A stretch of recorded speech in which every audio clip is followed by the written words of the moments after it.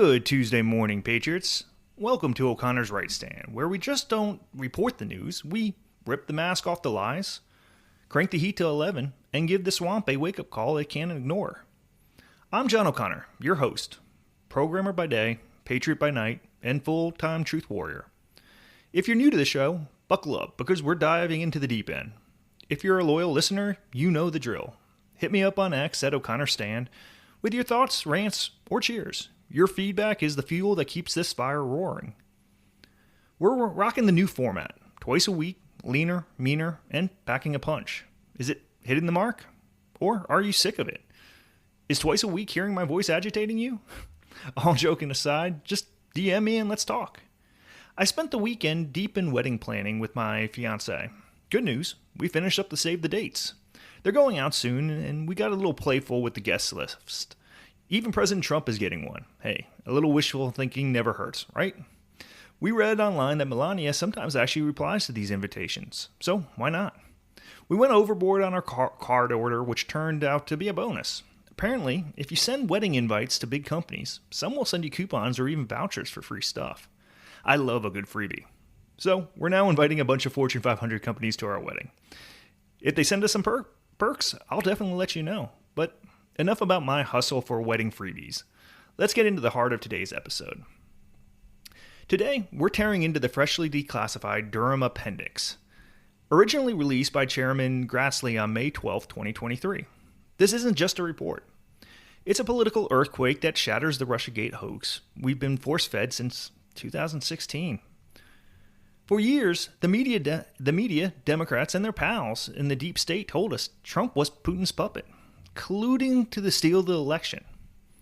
Now, the Durham documents expose a scandal so dirty it makes Watergate break-in look like a kid swiping cookies from the jar.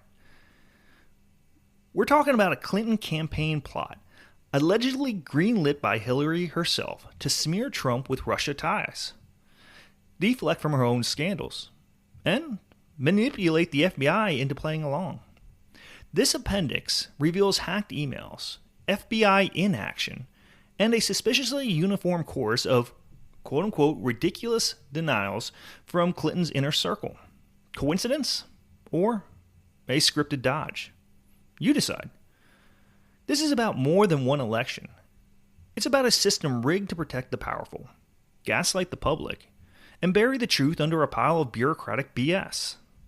From the Clintons' team scheming to the FBI's cowardice, we're peeling back every layer of this mess. We'll dig into the documents, the players, and the fallout that's got conservatives on X lighting up the platform with righteous outrage. Grab your coffee, pour a double bourbon, you'll need it for this one, or clutch your pitchfork, because we're about to expose the lies, call out the culprits, and demand accountability for a country that's sick of being played. This is O'Connor's Right Stand.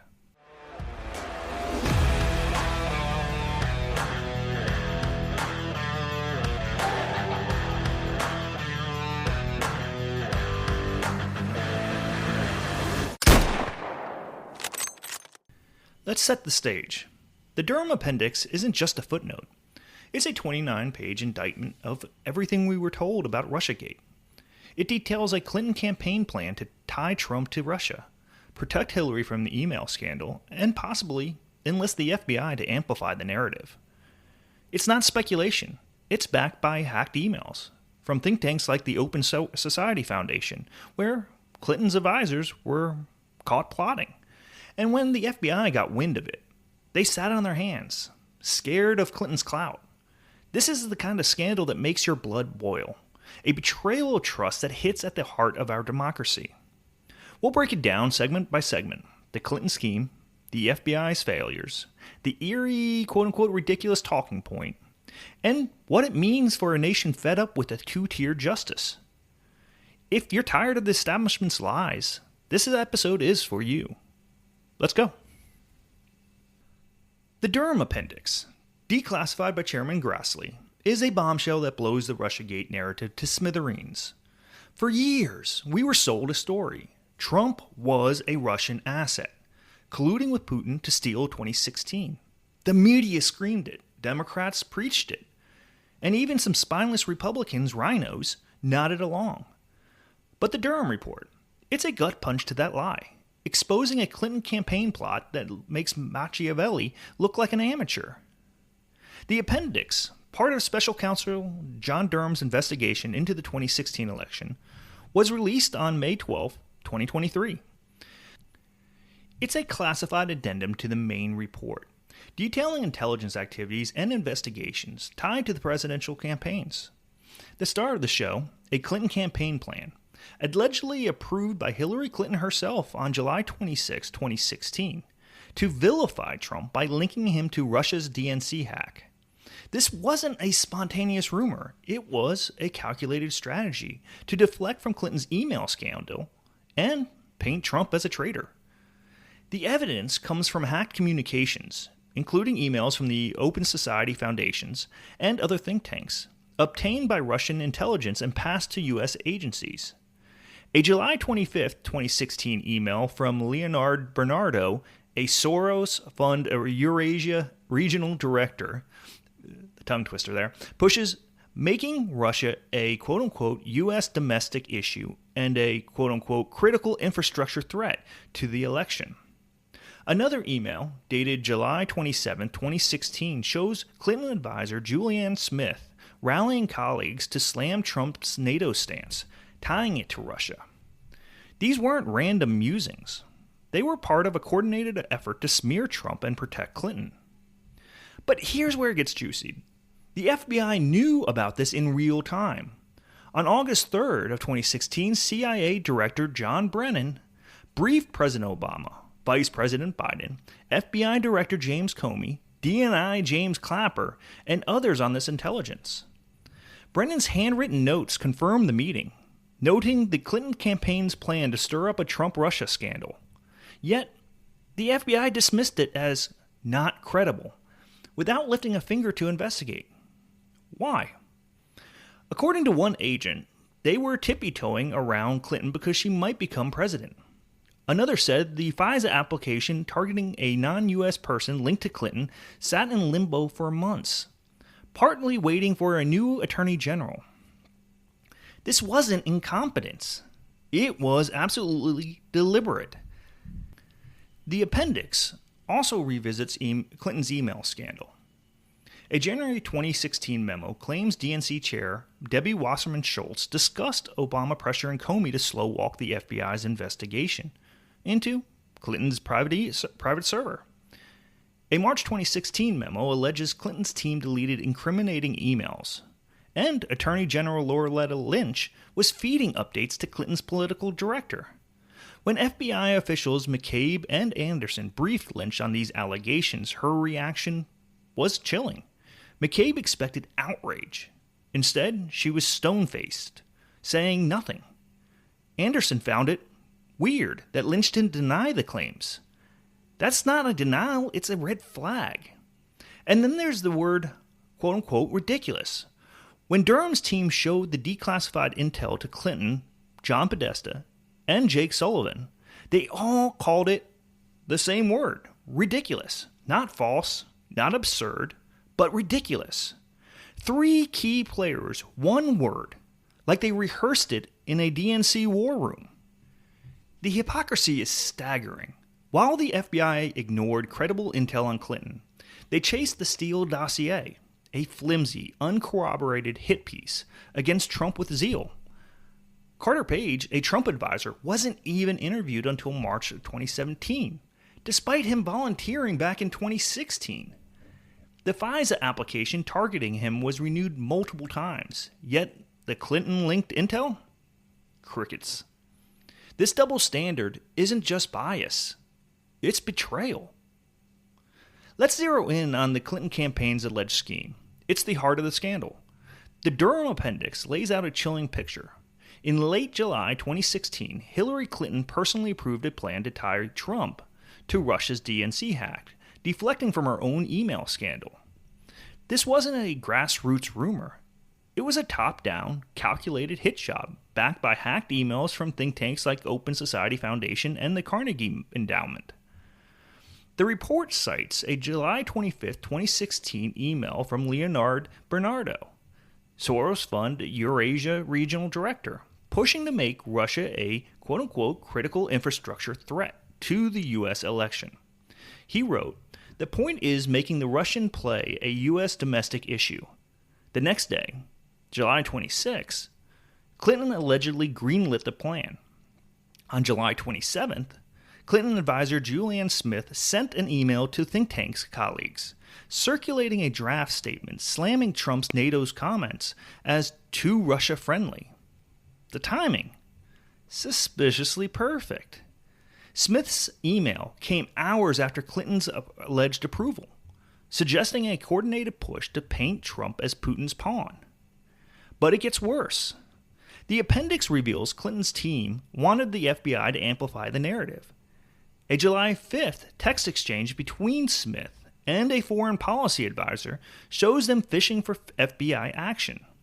Smith wrote, "Left messages for OVP, Office of the Vice President, but Politico just sent me a push notification stating that they are indeed investigating." The advisor replied, "FBI just put out a statement. Thanks." The report suggests the campaign hoped to put more oil into the fire by pushing the FBI to open a formal probe into the DNC hack, framing Trump as the culprit. Meanwhile, Clinton's email scandal was a ticking time bomb. The appendix cites a January 2016 memo where Debbie Wasserman Schultz claimed Obama was pressuring Comey to stall the FBI's investigation into Clinton's private server. A March 2016 memo alleges Clinton's team deleted incriminating emails, and Lynch was feeding updates to Amanda Renteria. When McCabe and Anderson briefed Lynch on these claims, her silence was deafening. McCabe called it odd. Anderson said it was weird. Lynch didn't deny knowing Renteria or influencing the investigation. She just sat there. That's not the reaction of an innocent AG. The FBI's inaction is infuriating. Despite CIA referrals and high-level briefings, Comey dismissed the intel as not credible, without investigation. Why? The report points to fear of Clinton's power. One agent admitted they were super careful because Clinton might become president. A FISA application targeting a non-U.S. person linked to Clinton was delayed for months, partly waiting for a new AG. Compare that to the FBI's obsession with Trump's team. FISA warrants on Carter Page were renewed repeatedly based on unverified dossier claims. Now let's talk about the word ridiculous. It's not just a word. It's a red flag waving in our faces. When Durham's team showed the declassified intel to Hillary Clinton, John Podesta, and Jake Sullivan, they all responded with the same word, ridiculous. Not false, not outrageous, just ridiculous. 3 key players, 1 careful chosen term. That's not coincidence. It's a scripted dodge, straight out of a DNC crisis PR manual. The Durham appendix notes that Clinton, Podesta, and Sullivan denied the existence of the plan to tie Trump to Russia. But here's the catch. They couldn't, quote-unquote, conclusively negate it. Podesta said he'd never seen the memos. Sullivan called them ridiculous with no further comment. Clinton echoed the same line. Why ridiculous? It's a word that dismisses without engaging, shuts down questions without answering them. It's the kind of deflection you use when you're caught and don't want to dig any deeper. The report emphasizes the intel wasn't Russian disinformation. It came from hacked U.S. communications, including think tank emails. Yet the FBI dismissed it without a shred of investigation. Comey claimed it lacked credibility, but offered no proof. Meanwhile, they chased the Steele dossier's unverified claims against Trump like bloodhounds. The dossier, funded by Clinton's campaign, was treated as gospel, while credible intel on Clinton was buried. That's not a double standard, it's just a rigged game. The ridiculous course extends beyond Clinton's team. When Attorney General Lynch was briefed on the allegations, her non-response raised alarms. McCabe and Anderson expected her to deny any contact with Renteria or influence over the email probe. Instead, she was stone-faced, saying nothing. Anderson noted Lynch pronounced Renteria correctly, suggesting familiarity, but didn't deny the allegations. FBI General Counsel James Baker, in a 2020 interview, said he was greatly concerned by Lynch's reactions, especially after her tarmac meeting with Bill Clinton. That meeting, coupled with her silence, fueled suspicions of bias. The Durham Appendix isn't just about Clinton's scheme. It's a damning indictment of the FBI's complicity. They had credible intel on a potential Clinton campaign plot to manipulate the 2016 election. Yet, they did nothing. No interviews, no probes, no follow-ups. Why? Well, because they were terrified of crossing Clinton. The report details how a FISA application targeting a non-U.S. person linked to Clinton was delayed for months.